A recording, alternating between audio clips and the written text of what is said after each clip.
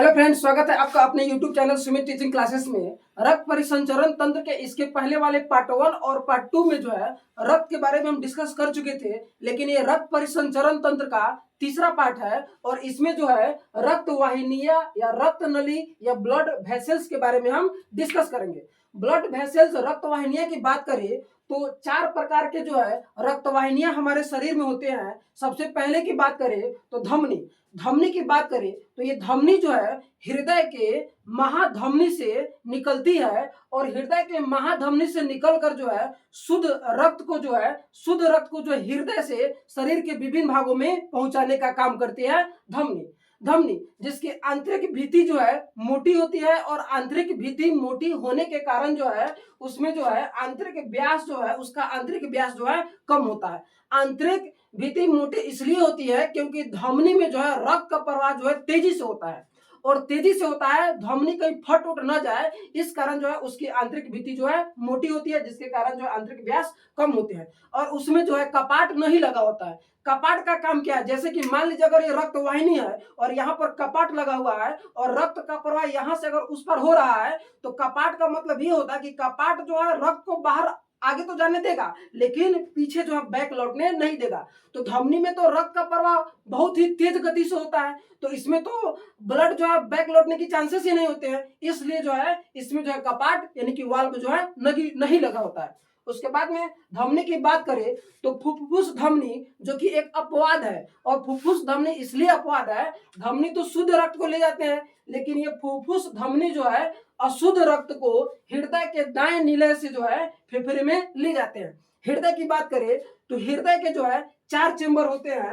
हृदय के जो मान लीजिए अगर हम यहाँ पर अगर हम मैप बना रहे हैं, अगर मान लीजिए अगर यहाँ पर हम मैप बना रहे हैं, नहीं हृदय जिसके हृदय के अगर हम मैप बना रहे हैं तो हृदय के जो कितने चेंबर होते हैं 4, ऊपर 2 और नीचे 2। यहाँ पर देखिए ऊपर जो होते हैं ऊपर वाले चेंबर को अलिंद और नीचे वाले चेंबर को नीलय और ये वाला जो है बाया अलिंद और ये वाला जो है दाया अलिंद और नीचे वाले को नीलय कहते हैं और ये वाला बाया नीलय और नीचे वाला जो है दाया नीलय। तो इसी दाया नीलय से जो है फुफ्फुस धमनी निकलती है और फुफ्फुस धमनी निकलकर जो है यहाँ पर जो है फुफ्फुस धमनी निकलकर जो है यहाँ पर जो है फेफड़े में जो है फेफड़े से जुड़ा होता है और इस प्रकार जो फुफ्फुस धमनी जो है यहाँ से अशुद्ध रक्त को जो है फेफड़े को देता है शुद्धिकरण के लिए।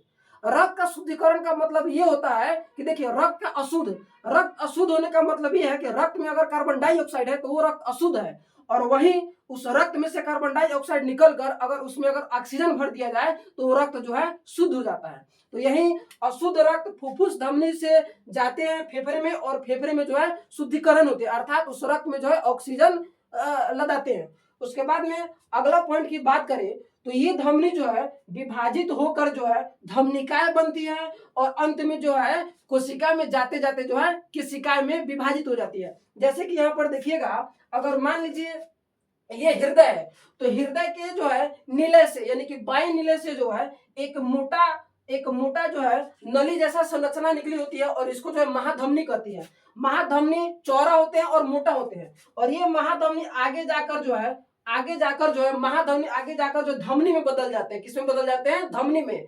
महाधमनी की अपेक्षा धमनी थोड़ा कम चौड़ाई में होते हैं और कम मोटाई में होते हैं। उसके बाद ये धमनी जो है आगे जाकर जो है धमनी से पतला धमनिकाय में बदल जाते हैं। किसमें बदल जाते हैं? धमनिकाय में बदल जाते हैं और लास्ट में जो है इस अंग में पहुंचते पहुंचते मान लीजिए अंग है और लास्ट में पहुंचते पहुंचते जो है ये धमनिकाय जो है केशिकाएं में बदल जाते हैं। किसमें बदल जाते हैं? केशिकाएं में।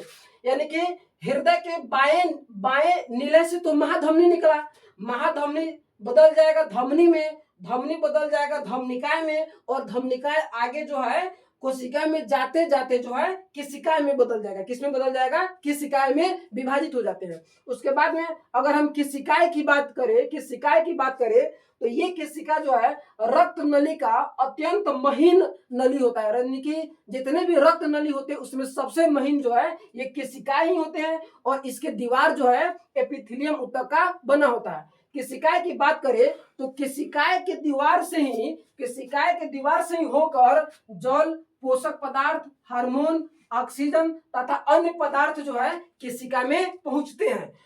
केशिका में पहुंचते हैं। केशिका से ही ये जो पोषक पदार्थ जल, हार्मोन, ऑक्सीजन तथा अन्य पदार्थ किसमें पहुंचते हैं?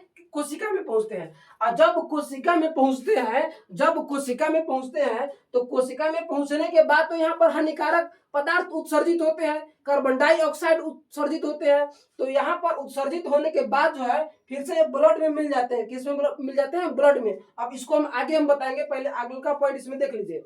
केशिकाएं की बात करें तो ये केशिकाएं जो आपस में जुड़कर जो सिलिकाएं बनाते हैं। फिर से यहीं पर देखिएगा, यहाँ पर जो केशिकाएं से तो पोषक तत्व, उसके बाद में जो ऑक्सीजन, जल, हार्मोन आ गया, और आने के बाद जो कोशिका में तो हानिकारक पदार्थ कार्बन डाइऑक्साइड बन गया।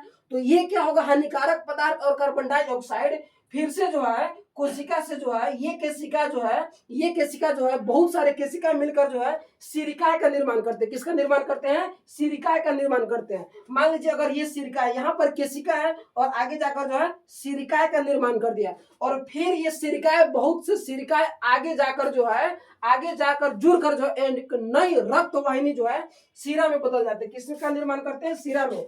मान लीजिए केशिका है और फिर जो है ये केशिका आपस में मिलकर सिलिकाएं बन गए, और ये बहुत सारे सिलिकाएं आपस में मिलकर क्या बन जाते हैं? शिरा बन जाते हैं। क्या बन जाते हैं? शिरा।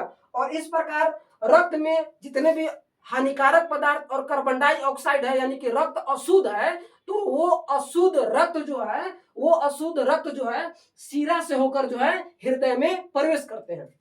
उसके बाद में शिरा की बात करें तो शिराएं जो कि शरीर के विभिन्न अंगों से जो है अशुद्ध रक्त को हृदय में लाते हैं। देखिए, हृदय में लाते नहीं, बल्कि हृदय जो है शिरा से जो है अशुद्ध रक्त को खींचते हैं। और शिरा की दीवार धमनी की अपेक्षा पतली होती है, जिसके कारण जो है शिरा की आंतरिक व्यास जो है धमनी की अपेक्षा अधिक होते हैं। और यहाँ पर तो हृदय जो है शिरा में जितने भी अशुद्ध रक्त है उसको खींचते हैं, तो बैक जाने का चांस अधिक होता है।